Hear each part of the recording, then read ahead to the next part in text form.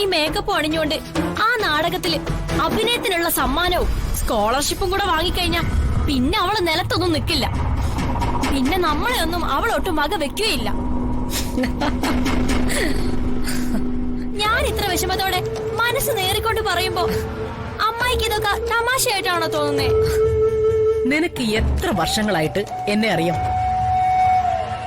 എന്നിട്ടും നീ എന്നെ ഇത്രയും നിഷ്കളങ്കയായിട്ടാണോ കരുതിയിരിക്കുന്നത്? നിനക്ക് അങ്ങനെ ഒരു ധാരണയുണ്ടെങ്കിൽ നിനക്ക് എന്നെ കുറിച്ച് ഒരു ചുക്കും ചുണ്ണാമ്പും അറിയില്ല എന്ന് ഞാൻ പറയും. എനിക്ക് മനസ്സിലായില്ല. ഈ രമാദേവിയുടെ ഓരോ ചലനങ്ങൾക്കും ഓരോ അർത്ഥങ്ങളുണ്ട്. ഓരോ പ്രവൃത്തികൾക്കും ഓരോ ലക്ഷ്യങ്ങളുണ്ട്.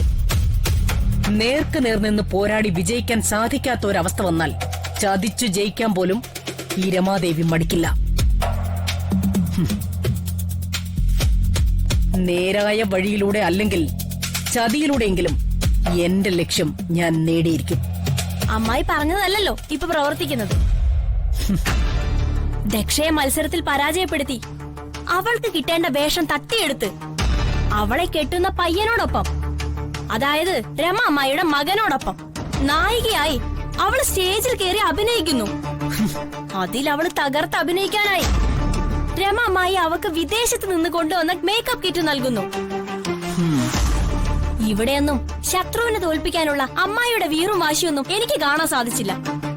അതിനർത്ഥം നിനക്കിപ്പോഴും ബുദ്ധി ഉറച്ചിട്ടില്ലെന്നാ.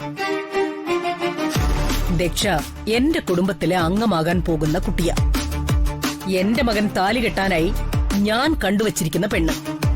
അവളുമായിട്ട് മത്സരിക്കാൻ ഒരു വേലക്കാരി പെണ്ണ് ഒരുങ്ങുന്നുണ്ടെങ്കിൽ ഈ രമാദേവി അവളെ ഏതവസ്ഥയിലെത്തിക്കുമെന്ന് നിനക്ക് ഊഹിച്ചൂടെ? അതെ, നന്നായി ഊഹിക്കാം. അതാ വേലക്കാരി പെണ്ണിനെ ഫോറിൻ മേക്കപ്പ് സെറ്റ് വാങ്ങിക്കൊടുത്തപ്പോഴേ ഞാൻ മനസ്സിലാക്കി. അത് വെറും മേക്കപ്പ് സെറ്റ് അല്ല, ചെന്നുവിന്റെ അഹങ്കാരം തീർക്കാനുള്ള എന്റെ ആയുധമാ.